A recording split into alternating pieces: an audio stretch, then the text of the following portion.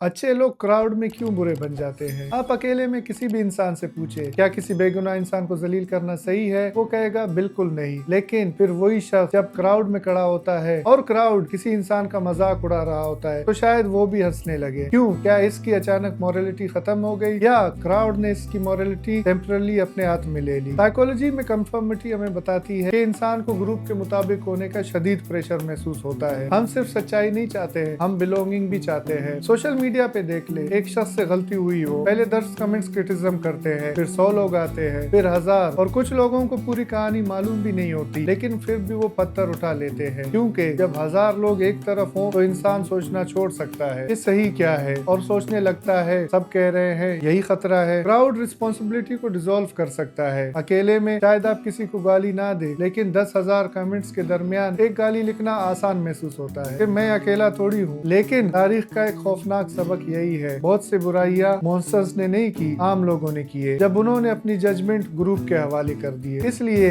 अगली दफा इंटरनेट पर कोई किसी इंसान से नफरत कर रहा हो, फौरन ये मत पूछिए मैं भी क्या लिखूं, पहले पूछिए मुझे पूरी हकीकत मालूम भी है। और सबसे अहम, अगर मैं क्राउड में ना होता, सिर्फ मैं और मेरा ज़मीर होता, तो क्या मैं फिर भी यही करता? किरदार शायद ये नहीं कि आप लोगों के सामने कैसे इंसान है, असल कैरेक्टर का इम्तिहान कभी कभी ये है जब पूरा क्राउड गलत सिमत में जा रहा हो, क्या आप अकेले खड़े हो सकते हैं?